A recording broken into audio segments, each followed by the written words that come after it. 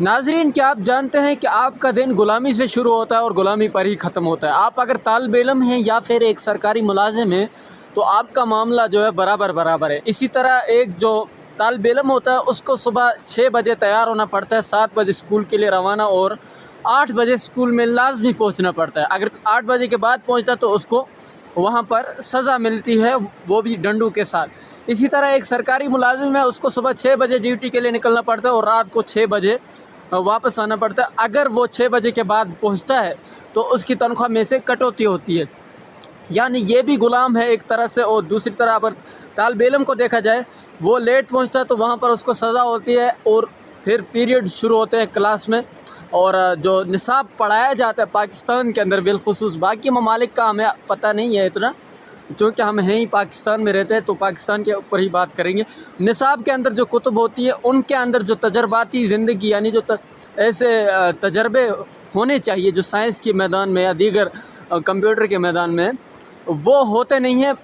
بجائے تجربوں کے صرف رٹا لگایا جاتا ہے، اور رٹا لگوا کر بچوں کو آگے امتحان دیتے ہیں اور پاس ہو جاتے ہیں۔ کسی کی فرسٹ ڈویژن آتی ہے تو سیکنڈ ڈویژن، اور اسی طرح یہ سلسلہ صدیوں سے چلتا آ رہا ہے۔ یعنی کہ ایک طرح سے غلامی کا جو کنسپٹ ہے وہ ہمارے اسکولوں سے ہی دیا جاتا ہے۔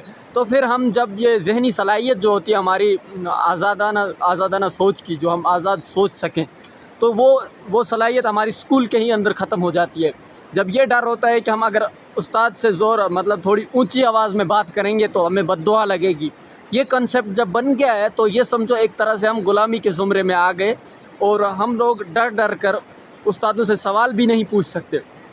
پہلے تو یہ ہوتا تھا کہ اگر کوئی سوال پوچھتا اور وہ تھوڑا کوئی مشکل سوال ہوتا تو استاد مار داڑ پر آ جاتا، اور اسی طرح اب کے زمانے میں تھوڑا جدیدیت آ گئی ہے، اس وجہ سے سوال پوچھنا جو تھوڑا آسان ہو گیا ہے، اساتذہ اس پر اعتراض نہیں کرتے۔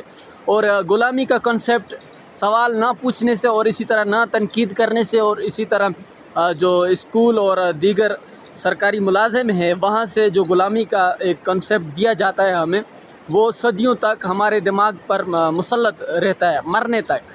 ہم جب فوت ہوتے ہیں اس وقت تک ہم غلام ہی مرتے ہیں، کبھی ہم آزاد زندہ نہیں رہے۔ اس پاکستان کے اندر کی بات کر رہا ہوں میں، باقی ممالک کا ہمیں معلوم نہیں۔